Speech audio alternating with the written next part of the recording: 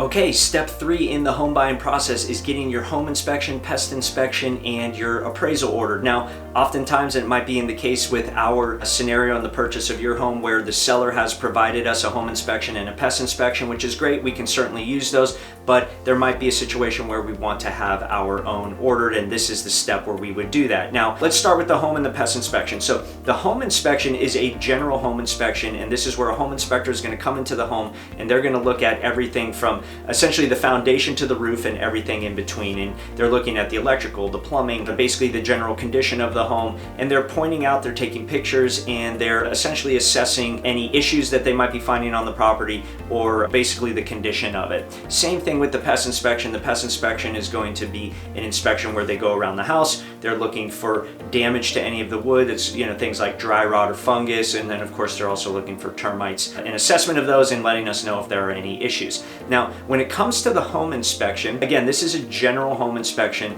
and if we see any issues on that home inspection, it really kind of depends on what the issues are and what we ultimately do about those issues. So it's all a negotiation, and usually what we're doing is we're looking for kind of major issues. Is there an issue with the foundation? Is there an issue with the roof? Is there an issue with electrical or plumbing?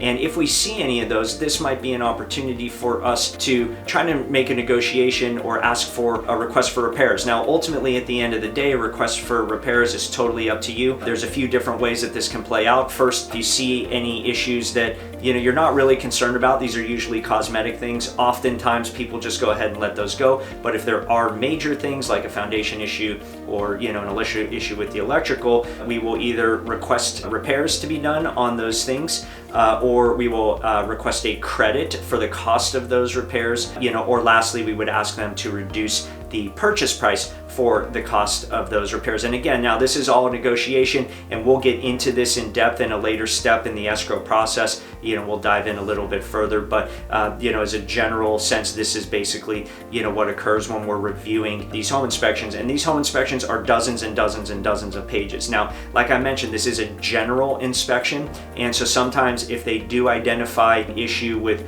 one of, call it, the more major components of the home, it might make sense for us to then actually hire an expert in that area, like a foundation expert or an electrician or a plumber, to do kind of a deeper dive and really kind of let us know exactly what that issue is, because again, the general inspection is just going to kind of give us a rough idea of what those issues are, and it may be something that requires a specialist. So the other thing that we need to do is get your appraisal ordered. Now, the purpose of the appraisal is to essentially make sure that the purchase price or the offer price that we have offered on your home, that the home is actually worth that amount of money. And so if we offer $1 million on a home and our offer gets accepted at $1 million, we want to make sure that the home is worth $1 million. Now, it could be worth more, and that's great. We never have a problem if it's actually worth more than what we're buying it for, but the bank is definitely going to want to make sure that they are loaning money based on the actual value of the property, and that's really the purpose of the appraisal. So again, if the appraisal comes in at our purchase price or higher, that's great, we're all good.